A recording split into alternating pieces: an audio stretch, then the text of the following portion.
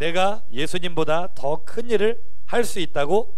이거 실화라는 제목으로 말씀을 전하도록 하겠습니다. 자, 여러분, 청출어람이라는 말이 있습니다. 들어봤어요? 무슨 뜻? 저건 해석이고, 원래 뜻대로 하자면은 파랑색, 푸른 색깔은 쪽이라는 식물에서 이 색깔을 추출을 하는데, 거기서 추출한 파랑 색깔이 쪽보다 더 파랗다. 그러니까 이걸 해석하면은 누가 누구보다 낫다? 제자가 스승을 뛰어넘었을 때 쓰는 말이 뭐라고? 청출어람이라는 말을 써요. 여러분 또래 청소년이 어떤 커뮤니티에 쓴 글을 봤습니다. 아, 진정한 청출어람은 이런 게 아닐까요? 라는 제목으로 글이 올라왔어요. 아빠한테 동공지진이라는 말을 가르쳐 드렸대. 아빠가 크게 놀랐을 때는 우리 눈동자가 흔들리잖아요. 이걸 동공지진이라고 하는 거야. 알려줬더니 아빠가 자꾸 이것을 이상하게 적용을 하신다는 거야. 배가 고플 때는 나 위장지진이 일어난 것 같아 이러고요. 화장실 가고 싶을 때는 방광지진이 일어난 것 같아 이러고요. 이런 걸 보고 청출어람이라 하지 않느냐. 자, 그런데 여러분, 제자가 스승을 뛰어넘는다는 거 쉬운 일일까 어려운 일일까? 쉽지 않은 일이죠. 만약에 그 스승이 실력이 진짜 탁월한 스승이라면 뛰어넘을 수 있을까 없을까? 거의 불가능하죠. 요즘 황태현이가 굉장히 교만해져 가지고 목사님한테 맨날, 아니 왜 교만해졌냐면 이번 주에도 제보가 들어왔어요. 목사님 태현이가요, 지난주에 중간고사였는데요, 아직 시험이 끝나지도 않았는데 이런 말을 하고 다니더라고요. 나 이번에 1등 확정이야 이러고 다닌다고. 이야, 우리 황태현이 진짜 키가 클수록 교만하면 겸손해야 되는데, 요즘은요 뭐라고 하냐면은, 목사님 제가 이제 목사님 농구 이길 수 있습니다. 목사님 아무것도 아니야 뭐 이러고 다닌다니까. 그래서 목사님이 언젠가 세계의 배틀을 하도록 할게. 여러분 전부 다 목사님을 응원해 주시기 바랍니다. 이 사람이요, 이 목사님같이 실력이 출중한 사람을 이긴다는 건 굉장히 어려운 일이야. 그렇죠? 아무도 인정을 안 하고 있지만 지금 강성현 왜 비웃니? 강성현이도 나한테 그랬거든. 목사님 이길 수 있다고. 얘는 나한테 10만원 빵을 하자는 거야. 그래서 내가 도전을 받아주기로 했어. 10만원이 있는지는 모르겠지만 이기기 힘들어요. 하지만 그냥 스승도 이기기 힘든데, 우리가 이 청출어람이라는 말을 예수님과 우리 사이에 한번 적용을 해보자고. 예수님이 우리의 스승이 되시고 우리가 그의 제자잖아요. 그쵸? 근데 청출어람, 우리가 스승 대신 예수님을 뛰어넘는다. 말이 돼 안 돼? 말이 안 돼요. 그런데 놀랍게도 오늘 본문은 이 말이 안 되는 이야기가 가능하다고 말을 하고 있습니다. 놀랍다 안 놀랍다? 진짜인지 아닌지 우리 화면 보면서 오늘 12절 말씀 다시 한번 읽어봅시다. 시작.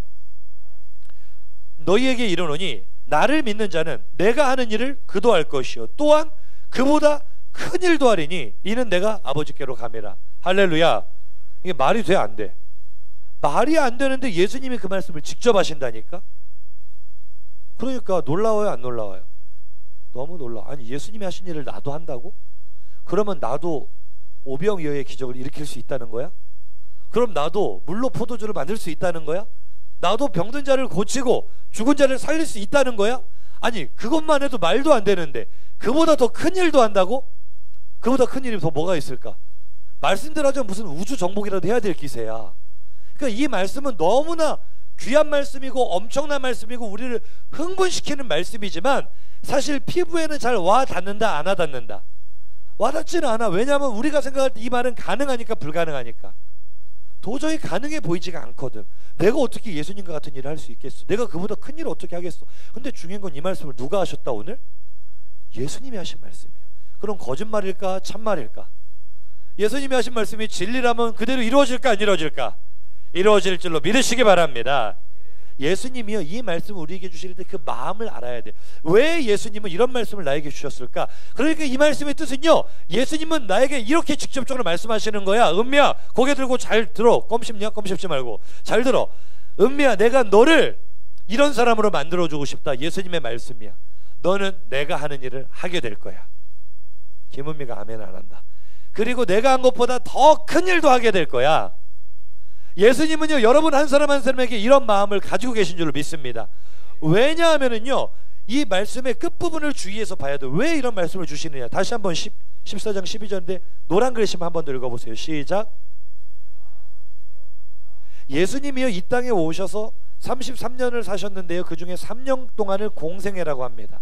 하나님 나라의 복음을 전파하시고 병든 자를 고쳐주시고 십자가에 죽으시고 또 부활하시고 승천하시고 이 모든 사역을 다 끝내놓고 나서는요 예수님이 계속 이 땅에 계세요? 하늘로 올라가세요? 내가 아버지께로 감이라. 예수님은요 이 땅에서 우리의 구원 사역을 완성하신 줄로 믿습니다. 완성하셨기 때문에 예수님은 하나님께로 간단 말이야. 그러면 남겨진 우리는 할 일이 있을까 없을까? 있지요, 있죠. 예수님은 하늘로 올라가셨어도 우리에게는 남겨진 사명이 있는 줄로 믿습니다. 그러니까 여러분 이제 집중하고 잘 들어야 돼. 하나님은요 우리들이요 하늘만 쳐다보고 수동적으로 타성해져준 신앙을 가지고 내가 기도하고 하나님 해주세요 해주세요 쪼르기만 하면 하나님이 알아서 다 해주실 거야. 그렇잖아. 우리 기도의 제목이 되게 웃겨. 하나님 공부 열심히 하게 해주세요. 사실은 기도도 해야 되겠지만 진짜 중요한 거는 기도한 그대로 이루어질 거란 믿음 가지고 내가 공부를 해야 돼요. 그런데 우리는 그런 신앙의 타성이 있다니까. 나는 아무것도 하지 않으면서도 예수님이 다 해주세요. 다 도와주세요. 제자들이 그랬다니까요. 예수님이 내가 아버지께로 감이라 실제로 올라가셨어요. 사도행전 1장 9절에서 11절을 보니까 그 올려져 가셨거든요. 제자들 눈앞에서. 그랬더니 제자들의 반응이 어떻습니까? 다음 구절이요. 제자들이 자세히 하늘을 쳐다보고 오 예수님 올라가신다 쳐다보고 있으니까요. 아니 쳐다봤으면 이제 자기 일상으로 돌아가도 계속 쳐다보고 있는 거. 안 오시나? 올라가셨는데 언제 오시나? 계속 보고 있으니까 옆에 보다 못한 천사가 뭐라고 합니까? 넘어가세요. 다음 구절. 자, 노란 글씨. 천사한테 혼납니다. 천사한테 제자들이 혼나는 말씀. 시작. 어찌하여 서서 하늘을 쳐다보는. 여러분 하늘만 쳐다보는 신앙인, 감나무 아래 누워서 입만 벌리고 감이 내 입에 떨어지기만 기다리는 신앙인. 예수님은요 여러분이 그렇게 무기력한 사람이 되기를 원하지 않으세요. 예수님은 여러분 한 사람 한 사람이 능동적이고 진취적이고 하나님의 나라를 이루어가는 역동성 있는 일꾼이 되기를 원하십니다. 그 마음의 소원을 가지고 너희는 내가 하는 일을 하게 될 거야. 그보다 큰 일도 하게 될 거야. 그게 바로 예수님의 소원인 줄로 믿습니다. 예수님이 우리를 그렇게 만들어 주실 줄로 믿습니다. 그래요. 다시 한번 보세요. 예수님은 3년 동안 우리의 구원을 위한 모든 일을 다 이루셨어요. 완성하시고 하늘로 올라가셨어요. 그럼 우리에게 남겨진 사명은 뭡니까? 우리가 받은 그 복음의 진리를 가지고 예수님을 사람들에게 소개해 주는 거야. 아멘 좀 하세요. 복음을 전하는 거야. 내 주변으로부터 하나님의 나라를 이 땅에 이루는 것이 내가 해야 될 일인 줄로 믿습니다. 그러니까 예수님이 이 약속이 참 중요한 거예요. 내 힘만으로 할 수 있어 없어? 없어요. 내 힘만으로 하나님의 나라를 이룰 수 있어 없어? 없어요. 내 힘만으로 지금 피곤해서 이 설교 들으면서 조는 친구들도 있어. 이게 내 힘의 한계. 근데 오직 성령이 너에게 임하시면 권능을 받게 되는 거예요. 능력이 나타나는 거예요. 오늘 그런 역사가 일어나길 간절히 소망합니다. 그래서 예수님이 우리를 이렇게 영향력 있는 일꾼으로 예수님이 하셨던 일을 나도 할 수 있을 만큼 위대한 사람, 그보다 큰 일까지도 감당하는 영향력 있는 사람으로 만들어주기를 원하시는데 누가 그렇게 되냔 말이에요. 누가? 다시 한번 14장 12절 이번에는 앞쪽에 집중해서 자 노란 글씨 시작. 다시 한번 크게 안 따라하는 사람이 있네. 입을 벌려서 해야 돼. 설교 시간에 잠 안 오는 방법, 말씀이 내 안에 들어오는 방법은 목사님이 하라는 대로만 하면 돼요. 자 입을 벌려 소리내어 읽어봅시다. 노란 글씨 시작. 이제 목소리가 좀 들리네. 자 누가 예수님이 하신 일을 할 수 있다는 거예요? 그 나가 누구야? 예수님을 믿는 사람. 누가 예수님보다 더 큰 일도 할 수 있다는 거야? 그러니까 결국 비밀은 뭐야? 비결이 뭐야? 믿음. 따라합시다. 믿음이 정답이다. 믿음이 진짜다. 여러분 바른 믿음 가지고 살아가면은요 믿어지지 않는 말씀이지만 예수님이 하신 일을 나도 하게 됩니다. 아멘을 크게 하거나 작고 하나 목사님 선포할 거야. 믿음 가지고 살면은요, 바른 믿음 가지고 따라가면은요, 예수님이 하신 것보다 더 큰 일도 할 수 있게 됩니다. 여러분이 그 주인공이 되길 간절히 축복합니다. 자, 빠르게 복습하고 넘어갈게요. 그럼 믿음이 뭐냐? 여태까지 우리가 진짜로 오랫동안 믿음이 무엇인가에 대해 배워왔어요. 기억납니까 여러분? 뭐 전적 위탁이라든지 주인 바꿈이라든지 기억납니까? 오늘 그걸 종합해서 두 가지 개념만 살펴볼게요. 믿음이 무엇이냐? 오늘 본문 20절입니다. 화면 보고 읽어보세요. 시작. 그날에는 내가 아버지 안에 너희가 내 안에 내가 너희 안에 있는 것을 너희가 알리라. 할렐루야. 자 화면 띄워놓고 너희가 누구 안에? 내 안에, 예수님 안에. 따라합시다. 믿음은 내가 예수님 안에, 예수님이 내 안에 계신 것이다. 이거를 두 글자로 뭐라고 한다고 그때 설명을 했는데 기억나는 사람 선물 줄게. 두 글자. 그리스도와의 땡땡이라고 했는데 와, 승관이가 제일 먼저 나왔어. 연합. 이따 선물 줄게요. 박수 한번 쳐줍시다. 따라합시다. 믿음은 예수님과의 연합의 상태이다. 내가 예수님 안에 있고 예수님이 내 안에 있는 게 믿음이란 말이야. 그 다음 한 가지만 더 살펴볼게요. 갈라디아서 2장 20절 상반절. 이제 다 외웠을 거야. 크게 시작. 내가 그리스도와 함께 십자가에 못 박혔나니 그런즉 이제는 내가 사는 것이 아니요 오직 내 안에 그리스도께서 사시는. 할렐루야. 그래서 믿음은요, 따라합시다. 나는 죽고 예수로 사는 것이다. 근데 지금 믿음의 개념을 두 가지 말씀으로 종합을 해줬는데 두 가지 말씀에 공통점을 한번 찾아보세요. 이 말씀은 띄워놓고요. 아까 말씀은 뭐였지? 내가 누구 안에? 내가 예수 안에 있고 예수님은 어디 계셔? 내 안에 계신다 그랬어. 그 다음 이 말씀은 내 안에 누가 사셔? 자, 공통점 찾았습니까? 내 안에 살고 계시는 분이 누구야? 내 욕망이야? 내 생각이야? 내 판단이야? 자, 가슴에 손을 얹고 내 안에 누가 사신다고? 믿음으로 고백해야 돼. 아직도 입을 벌려서 안 따라하는 친구들이 있는데 다시 한번 내 안에 누가 사신다고? 크게 고백합시다. 내 안에 예수님이 사신다. 내 안에 사신 예수님이 나의 CEO이다. 나의 주인이다. 나의 운전사이다. 운전사는 좀 이상한데 나의 주인이다. 나의 CEO다. 여러분 믿습니까? 이게 믿음이라고 믿습니까? 자, 이제 풀리기 시작하는 거예요, 얘들아. 처음에 우리가 이 말씀을 들었을 때는요, 안 믿어져. 어떤 말씀? 나를 믿는 자는 내가 하는 일을 그도 할 것이요. 예수님 나 못해요. 내가 어떻게 예수님처럼 할 수가 있어요? 못해요. 그런데 이 말씀이 풀린다니까? 다시 한번 내 안에 누가 사셔? 내 안에 예수님이 사셔. 그러면은 내가 하는 일을 너도 할 거야. 그보다 큰 일을 또 하게 될 거야. 이 말을 정확하게 더 풀어놓는다면은 따라 한번 해볼까요? 내 안에 사시는 예수님께서 나를 통하여 그런 일을 하신다. 이해가 됐으면 크게 아멘 합시다. 이해가 됐으면 크게 아멘 합시다. 우리가 이 말씀을 어떤 초능력처럼 받아들이면 불가능해요. 내 안에 갑자기 없었던 능력이 확 임해가지고 내가 갑자기 변신을 해가지고 내가 갑자기 얼굴도 잘생겨지고 갑자기 공부도 잘해지고 내 안에 막 없던 능력이 생겨가지고 내가 예수님처럼 멋있게 사역하고 예수님보다 더 큰 일을 하고 이렇게 생각하면 답이 안 나오지만 믿음으로 들어가서 보니까 믿음은 내 안에 누가 계신 거니까 예수님이 계신 거니까 그분이 내 안에서 역사하시겠다는 거예요. 내가 너를 통해 일하시겠다는 거예요. 예수님은 지금도 여전히 일하고 계신다는 거예요. 어디에서? 성령님이 내 안에 오셨잖아. 성령님은 예수님의 영이잖아요. 나를 통해 일하시겠다는 거예요. 고백해 볼까요? 내 안에 예수님이 계시다면 예수님의 영향력이 나를 통해 나타날 수밖에 없다. 믿어지면 아멘 합시다. 목사님 이 말씀을 처음 깨달았을 때 얼마나 기뻤는지 몰라. 잘 한번 들어봐 얘들아. 지금은 목사님 이렇게 잘생기고 멋있고 모든 것이 완벽해 보이지만 한나 왜 이렇게 놀란 얼굴로 쳐다보니? 뭐 그래요. 뭐 여러분이 인정 안 하니까 그냥 넘어갈게요. 옛날에는 진짜 별 볼 일 없었단 말이야. 여러분 나이 때 목사님은요 못 봤잖아 너희들. 그치? 혹시 사진 본 사람이니? 목사님 고등학교 때 사진 본 사람 없지? 안 본 것이 참 다행입니다. 참 보면은요 얼굴에서 어둠의 그림자가 깊이 드러나 있으면서 무슨 암흑 물질을 뿜어내는 것 같아. 사람이요 참 볼품 없었어요. 외모도 그랬지만요 성격도 그렇고요. 참 나는 내가 너무나 싫었어. 열등감이 깊었다고요. 잘하는 게 아무것도 없는 것 같아. 나는 얼굴도 별로고 친구도 없고 공부도 그냥 그렇고 집안도 가난하고 뭐 내세울 게 아무것도 없는 거야. 나 빼고 다른 친구들은 다 괜찮은데 나는 왜 이렇게 초라한지 몰라. 그런 나의 미래를 한번 그려봤어요. 청소년 때 내가 커서 어떤 사람이 될까?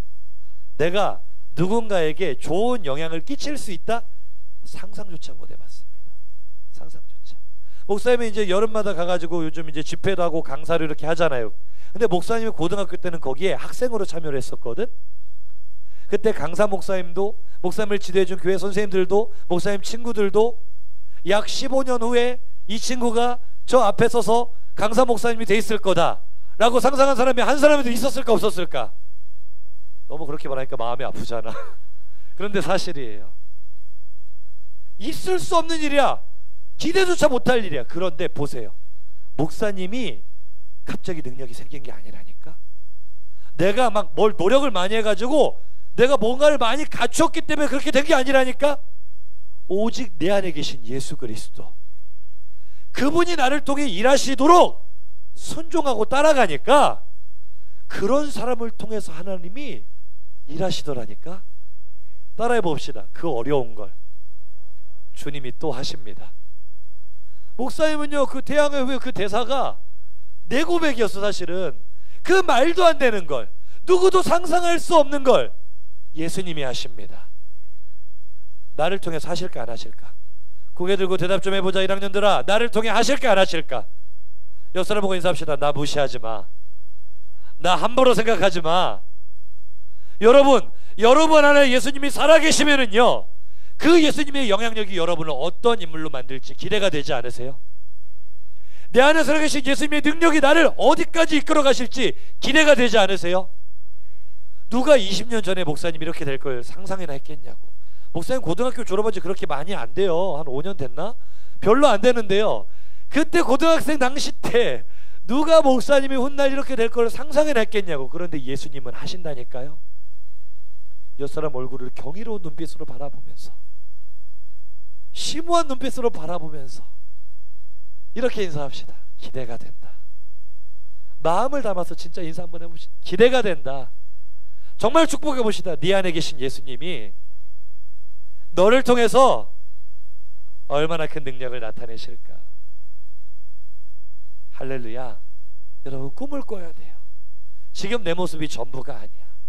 지금 나는 작고 초라해 보일지라도 내 안에 계신 예수님이 내 안에 능력을 주심으로써 나를 통해 그분이 하실 일들을 기대하란 말이야. 그 찬양 있잖아요. 거목이 될 거야, 많은 열매 맺어 이 세상 모든 사람 쉬어갈 수 있도록. 할렐루야. 어떤 친구도 이 노래를 거북이 될 거야 이렇게 부르더라고.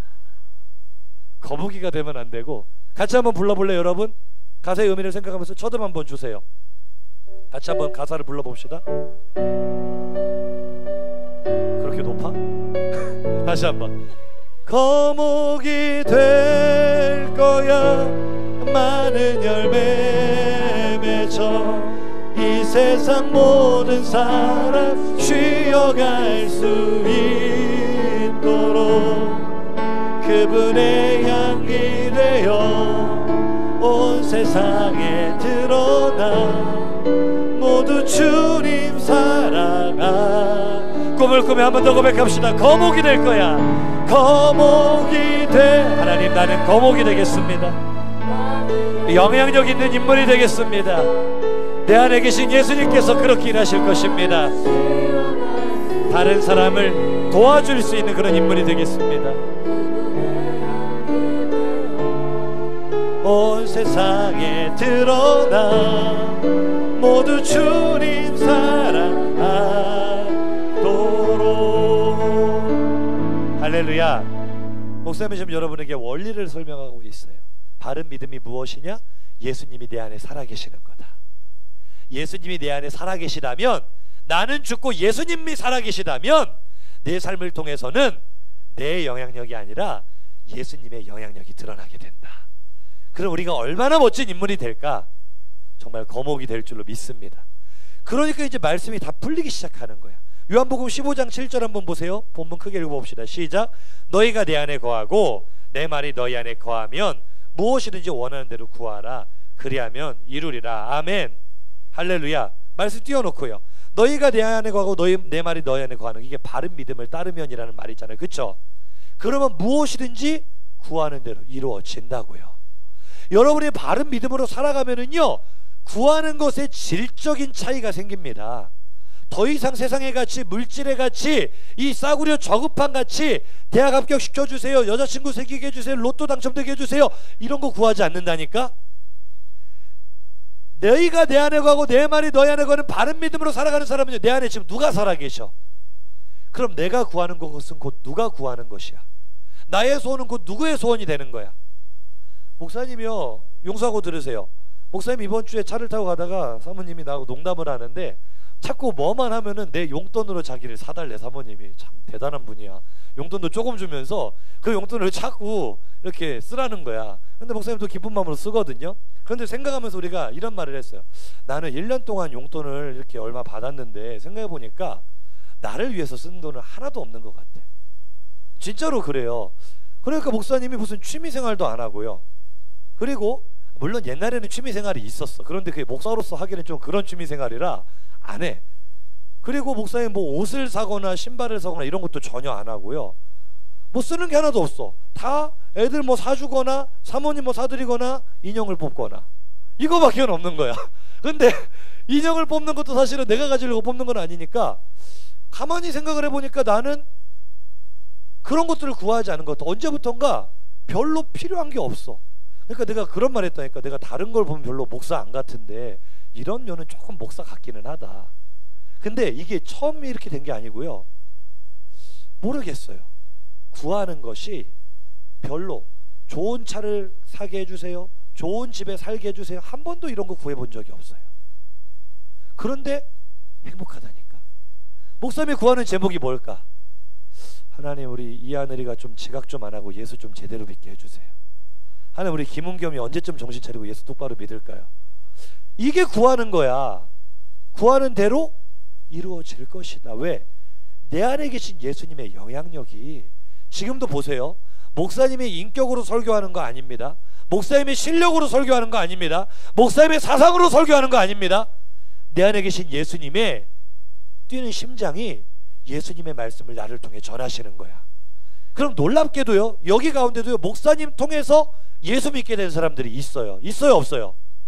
아멘. 나는 이게 놀라워. 아니, 나는 나 혼자 예수 믿고 구원받기도 벅차다고 생각했던 사람인데 나를 통해 누군가 예수를 믿고 구원을 받고 복을 받는다고? 있을 수 없는 일이야. 근데 있을 수 없는 일이 왜 일어나? 내가 하는 게 아니라 내 안에 계신 예수님이 그 일을 하시니까 구하는 대로 이루어질 것이라고. 마가복음 9장 23절을 보니까 노란 글씨만 시작. 믿는 자에게는 능히 하지 못할 일이 없느니라. 할렐루야. 이제 이 말이 이해가 되세요, 여러분? 나에게는 능히 하지 못할 일이 많아요. 못하는 일이 얼마나 많은지 몰라. 그런데 내가 믿는 자, 바른 믿음을 가지고 살았더니 내 안에 누가 살아계셔? 예수님이 살아계시니까 그분이 하는 일은 능히 하지 못할 일이 없는 거야. 목수영이가 예수 믿고 저렇게 변화될 거를 누가 할 수 있겠어? 목사님이 맛있는 거 많이 사주면서 어르고 달래면 제가 저렇게 변했을까? 안 변해, 절대로. 그런데 내 안에 계신 예수님이 손대시니까 그 욕쟁이가 변해가지고 스텝지기가 되잖아. 그 놀기 좋아하고 교회에 맨날 욕하고 그랬던 애가 찬양 리더가 되고 얼마나 아름다운 모습으로 쟤만 그렇습니까? 여러분 가운데 그런 친구들 있어요, 없어요? 여러분 하나님 말씀이 이해가 됩니까? 목사님을 좀 주목해서 보세요. 사실은 목사님 안에 있는 예수님을 좀 주목해서 보세요. 목사님 사실 고백하면요 정말 부끄러운 게 많은 사람이에요. 여러분 앞에 사실은 여러분이 목사님보다 더 뛰어난 면이 더 많아. 내가 갖지 못한 재능들도 많이 가지고 있어. 그럼에도 불구하고 목사님이 어떻게 이런 영향력을 발휘할 수 있는지 알아요? 그거는 다른 게 아니에요. 내 안에 계신 예수 그리스도. 내 안에 계신 예수 그리스도. 여러분도 한번 고백해 보세요. 내 안에 계신 예수 그리스도 어떤 일을 행하실까? 기대가 됩니까, 여러분? 바울이 이걸 깨달았어요. 그래서 이렇게 고백하는 거예요. 빌립보서 4장 13절 시작. 할렐루야. 주님이 나에게 끊임없이 능력을 공급해 주시니까 내 영향력의 한계를 뛰어넘어서 모든 것을 할 수 있게 되더라는 거야. 문제는 이게 쉽게 이루어진다, 쉽게 안 이루어진다. 자, 이제 여러분 다 깨달았을 거야. 내가 예수님이 하신 일을 나도 할 수 있고 그보다 큰 일도 할 수 있어. 그런데 전제 조건이 뭐라고? 바른 믿음. 바른 믿음은 내 안에 누가 살아계셔야 돼? 예수님이 살아계시려면 나는 어떻게 돼야 돼? 그러니까 바울은요 고린도전서 15장 31절 노란 글씨 시작. 날마다 죽었대요. 나를 통해 예수님의 영향력이 날마다 드러났으면 좋겠는데 이게 잘 안 되는 거야. 왜? 나를 통해 예수님의 영향력이 나타나려면 내 안에 예수님이 살아계셔야 되는데 자꾸 예수님을 죽이고 내가 살아나거든. 그러니까 예수님의 영향력이 드러나려면 어떻게 하면 돼? 따라합시다. 나를 죽이고 예수님을 높여드리고. 여러분 삶을 한번 돌아봐. 내가 살아나고 있는지 예수님이 살아나고 있는지. 다시 한번 나를 죽이고 예수님이 높아지시면 예수님의 영향력이 드러난다. 그것이 바른 믿음인 줄로 믿습니다. 그래서 고린도서 4장 11절에는요 항상 예수를 위하여 우리가 죽음에 넘겨져야 된다. 왜? 무엇이 드러나게 하려면? 예수님의 생명이 나를 통해 드러나게 하려면, 예수님의 능력이 나를 통해 드러나게 하려면, 예수님의 영향력이 나를 통해 드러나게 하려면, 따라합시다. 죽자. 옆 사람 보고 인사합시다. 죽자. 잘못 들은 무슨 자살 사이트 가입해서 같이 가자 이런 말로 들릴 수가 있는데, 따라합시다. 자아가 죽어야 된다. 여러분 이거 정말 잘 들으세요.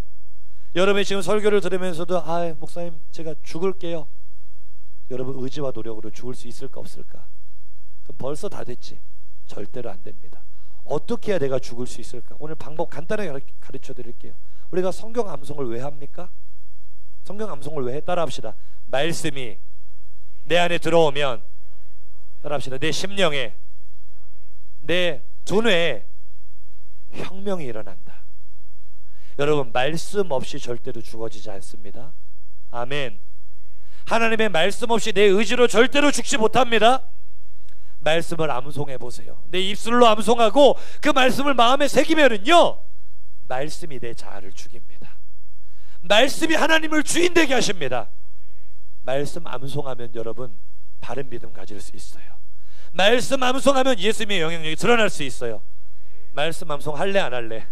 옆 사람 보고 인사합시다. 할래 안 할래? 오늘 1시에 4층에서 시험 봅니다. 시험 보러 오세요. 절대로 여러분 뭐라고 하지 않습니다. 보면 도움이 될 거야. 여러분 말씀을 통해 나를 죽이면 여러분을 통해 예수님이 하신 일들이 드러날 줄로 믿습니다. 아직까지도 목사님 그래도 예수님이 하신 일까지는 좀 아니지 않나요? 그 청출어람은 좀 힘들 것 같은데요. 목사님이 이 시간 정말로 불가능해 보이는 스승을 뛰어넘은 한 사람을 소개하려고 합니다. 잠깐 영상을 통해 보도록 할게요. 불 꺼주시고, 정말 뛰어넘기 어려운 스승을 뛰어넘은 한 사람, 무슨 이야기인지 여러분 한번 생각하면서 들어보세요. 당신이 중학생이라면 좋아.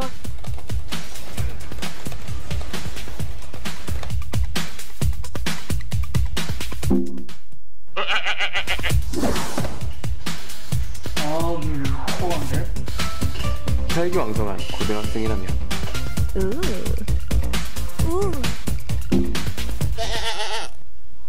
당신이 대학생이라면 레포트는 다음 주 수요일 2시까지고 1분이라도 넘기면 F니까 그렇게 하도록.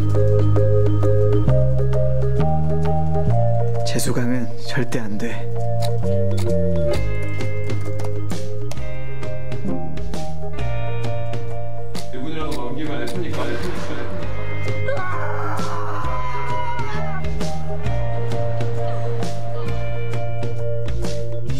누군가를 좋아한다면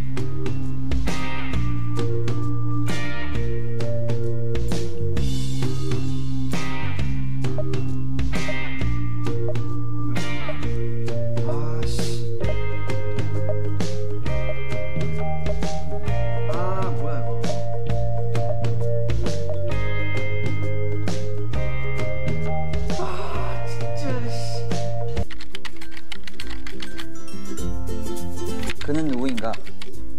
정길란 박사는 일본에서 태어나 유년 시절 일본인과 다른 정체성을 가지고 있다는 걸 자각하고 조국인 한국에 도움이 되고 싶은 마음에 미국으로 가서 박사학위를 취득하고 나사에 취직한다. 이후 한국 정부의 요청으로 귀국하게 되는데 70년대 한국은 컬러 텔레비전을 수출하는 데 성공함과 동시에 수출용 컴퓨터 생산이라는 커다란 과제와 직면한다. 그 당시 한국은 컴퓨터의 개념조차 생소했기에 컴퓨터 생산은 쉬운 일이 아니었다. 정길란 박사는 네트워크 또한 필요하다 생각했지만 개발국인 미국은 정보를 주지 않았다. 하지만 우리의 넘사벽 사나이 정길란 박사는 열정을 다한 연구 끝에 1982년 5월 15일 구미 전자기술연구소와 서울대 사이에 컴퓨터 네트워크를 교신하는 데 성공했다. 만약 정길란 박사가 없었다면 현재 최고의 인터넷 강국 대한민국이지만 우리나라보다 잘 살았던 홍콩, 대만, 싱가포르에서 1992년 인터넷에 대한 연구가 시작된 것을 감안한다면 한국의 네트워크 발전은 90년대 이후가 됐을 것이다. 10년 전으로 돌아간 네트워크 속도라면 성격 급한 우리 한국인들의 컴퓨터 모니터는 나만하지 않았을 것이다.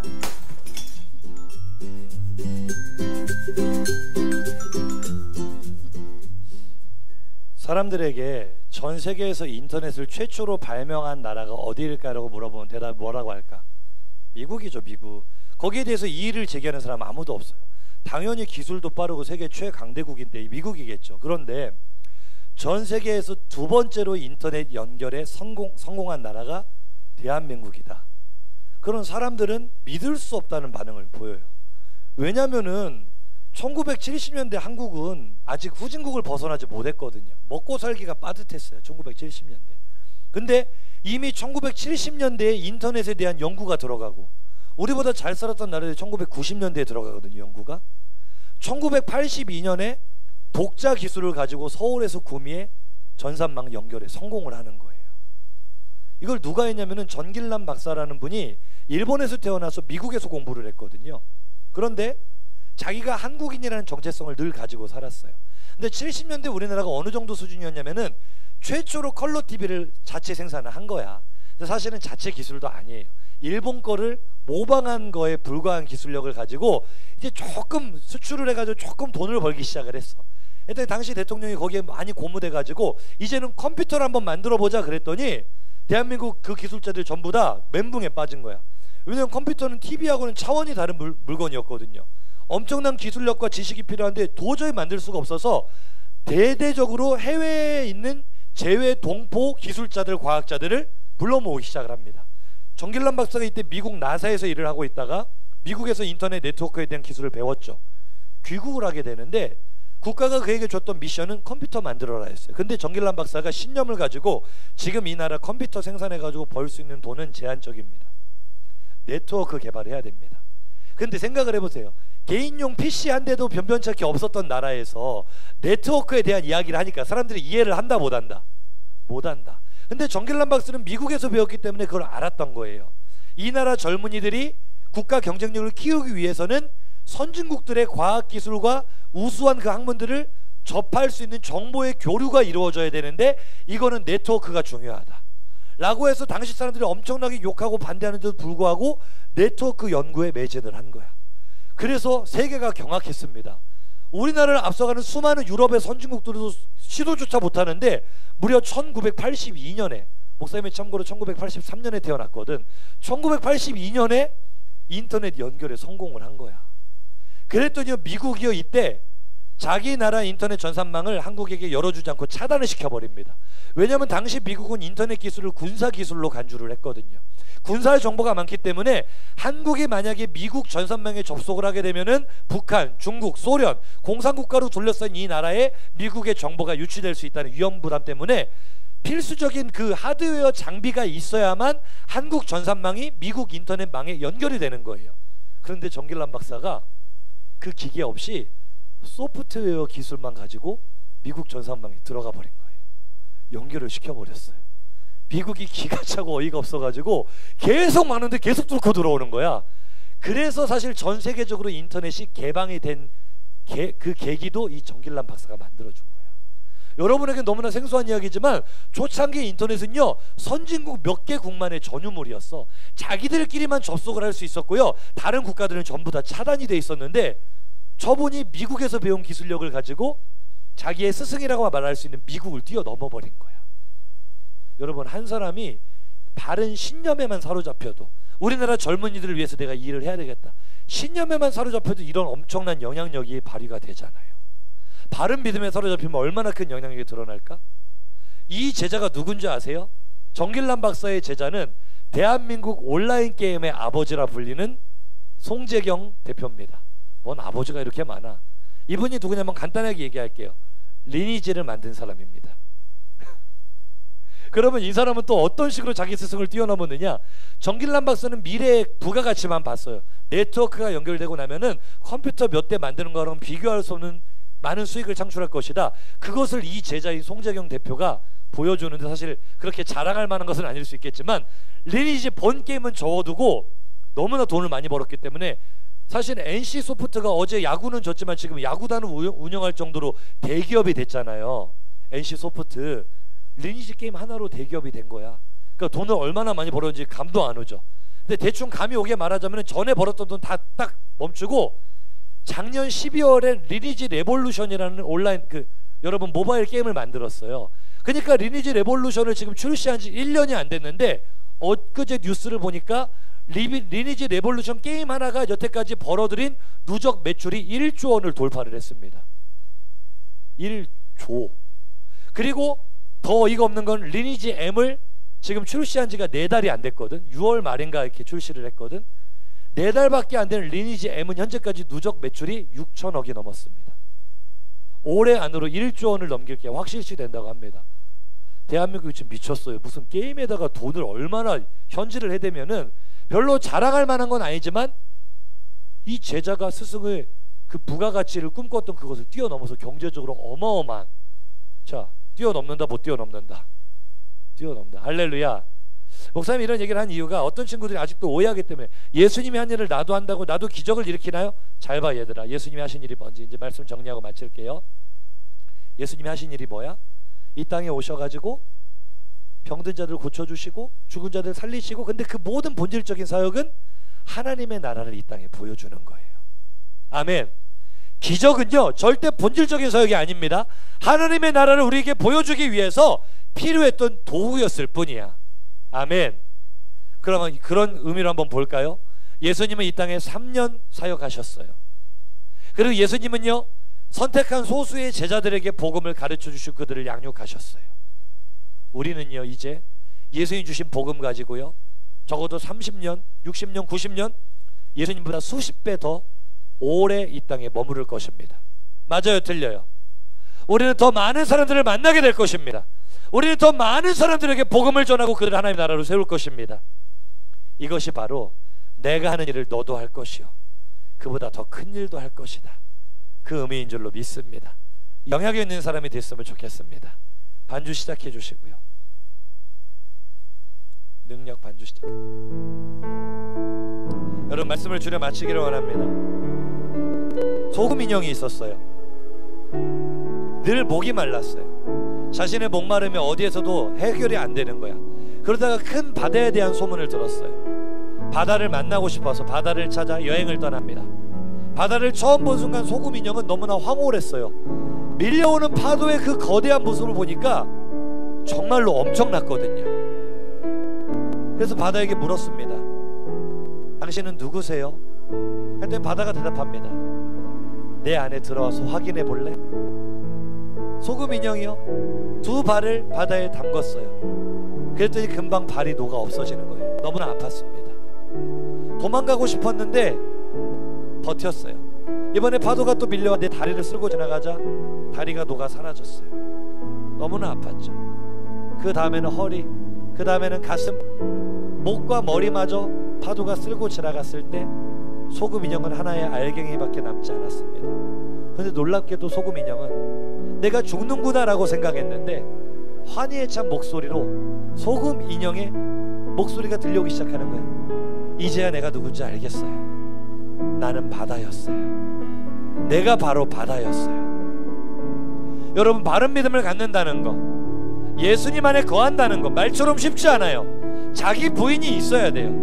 소금 인형이 자기의 발이 녹아 없어지고 다리가 녹아 없어지고 허리가 가슴이 목과 머리가 다 녹아 없어지는 듯한 그 아픔을 견뎌냈듯이 자기 부인의 아픔이 있어요. 예수님이 내 안에 온전히 살아계시려면 내가 죽어야 돼요. 그런데 그 죽음은 사실은 나의 진짜 정체성을 발견하는 계기가 됩니다. 여러분 안에 예수님이 살아계십니다. 소금 인형이 바다 안에 들어가 그 품에 안기지 않으면 평생 소금 인형으로 살 거예요. 여러분이 이 시간 여러분의 선택입니다.